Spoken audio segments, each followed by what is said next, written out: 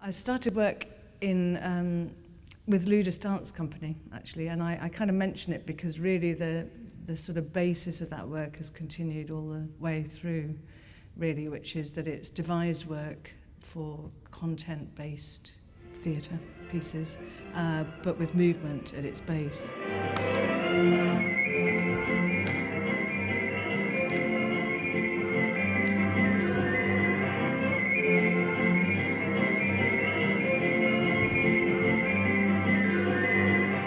Pact with Pointlessness was made to cope with the death of Nigel Charnock, who, which was about 2.5 years ago, after which I sort of didn't feel like doing anything really, except for, I think I sat on the sofa for about 1.5 years watching reruns of Lewis and Midsummer Murders. I don't know why, but I now know them inside out. Anyway, so yeah, this piece is in some way constructed to, I guess the title, Pointlessness, sort of describes pretty much how I was feeling, that things sort of felt that they became completely, you kind of go, oh, what was the point of all that then, all of that happens and then that, so what, what's the point? And a pact was making some kind of an agreement because, there's this thing where people keep saying, oh, you should accept, you have to accept death. And I go, well, no, I don't accept it, but I might come to some deal. I do feel as if I've been bequeathed this urge to speak tonight, to speak up, speak out, speak my mind. I don't mind over matter. You don't mind, I don't matter. The first bit of text is a very speedy, does feel nearly channeling at times, that kind of very quick word association and commentary and self-commentary and commentary again. So there's a kind of a sense of that voice appearing, his voice.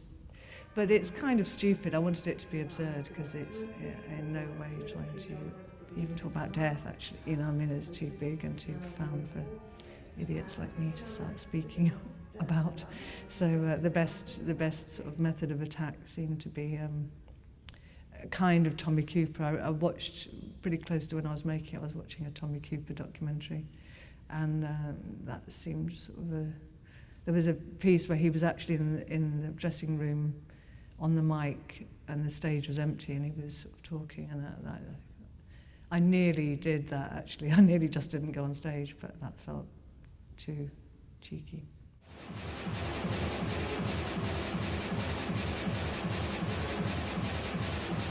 The language people also have accused of being colloquial. I disagree, because it's word association. Translation really doesn't work because the associations are coming sometimes through sound, through meaning, but what we did was subtitle it in English, which helped, so that there was a kind of reinforcing of,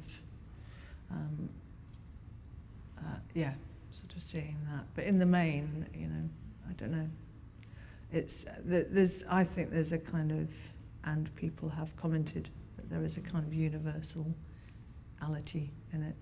It's just, I think my mode and manner can seem very English.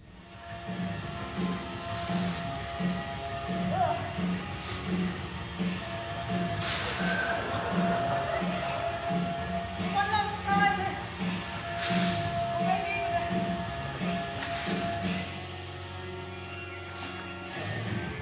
Probably there's a last sort of section which probably is more overt, but I don't know that it's so overtly about death.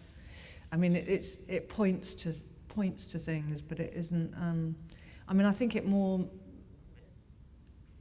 It makes fun of me, I think I just look stupid in it. I look stupid most of the time, but I look more stupid in that piece, and in a way that was my intention. Small child's face glowing in the sun,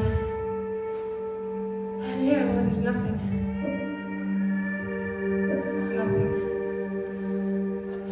There's nothing on the cards.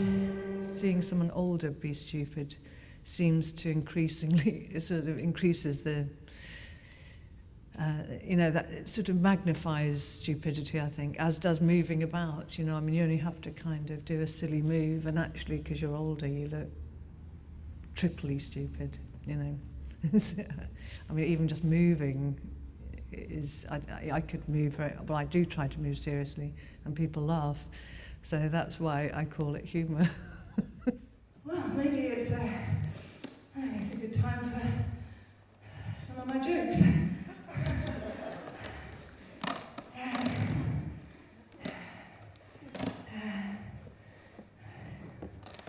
Knock, knock.